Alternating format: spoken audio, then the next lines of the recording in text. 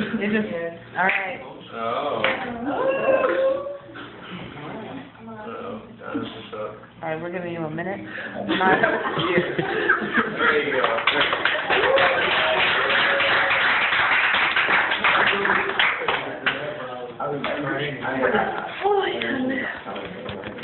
So,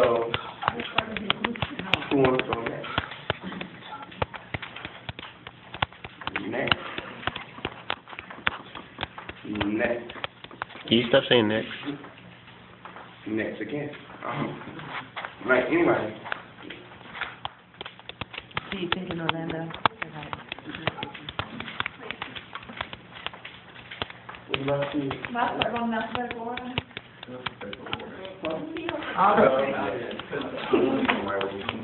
Joe?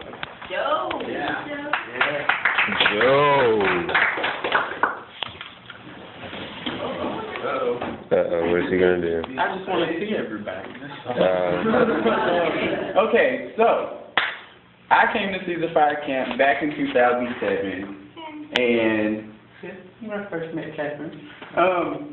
And so in 2005, my cousin was shot and killed by a police officer. So, you know, being here triggered a lot of things, and I was, you know, my mind was open to systemic problems and how my cousin just so happened to get caught up into that. So I was sitting at the arts and crafts table at about 3 o'clock in the morning, and I began to write this piece, right? So since then, I've been working on that piece and some other pieces, and so I'm in the process of making a one-man show with the title, tentatively titled, An Ode to Being a Black Man in America, just talking about the difficulties of being black and male today.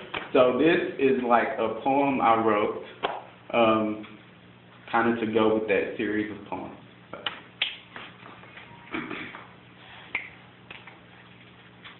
Life gets hard sometimes. Sometimes it feels like I'm about to lose my mind. Life gets hard sometimes. Sometimes I don't know which way to turn. It gets rough sometimes. And I don't know if I can make it through, 'cause life gets hard. Sometimes life throws me a curveball that I never planned to hit. Strike 1, 2, 3, I'm out. Down on my luck. The weight of the world bearing down on my shoulders, 'cause being a black man is no easy task, because they are always watching me. Where I've been, where I'm going, waiting for me to slip up, stress building up, and they say I'm another angry black man? Man, life gets hard. I try to tell my white friends that God gave them a special gift in the womb that doesn't promise them a life of gloom and doom, and my skin makes me a usual suspect. I'm already guilty at birth. Guilty of crimes of skin the system made for me to never win, all because of the color of my skin. And what do you know about those cops sitting on my block waiting for something to pop off and another black kid gets knocked off by them boys wearing blue? How would you feel if this happened to you? But this is just another day in the life of a black man trying to prove the white man wrong, letting him know that we are more than those stereotypical images that he sees in his home, and that some of us are actually trying to do good in this world. Some of us really do take care of our little boys and girls, and if we could grab a piece, we will give them the world.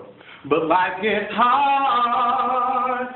I fall asleep dreaming of the American dream, only to wake up and realize it has turned into my American nightmare. I look around this nation that is supposed to be free, and I only see people living in captivity. Kids stuck in jail making their parents' mistakes because no one told them they had choices. The kids screaming for help, but the system has silenced their voices.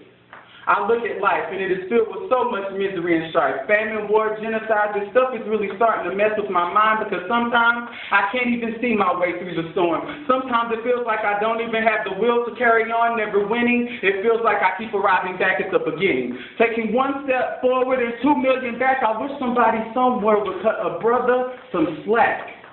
Sometimes I feel like I would be better off in America if I weren't black, because then maybe I might would have gotten that job that I was qualified for. Maybe there would have been an open door instead of the ones that were closed before. Maybe I would have inherited that privilege based on skin. Maybe I would win. Just maybe I would be treated like a human, because I am human, right?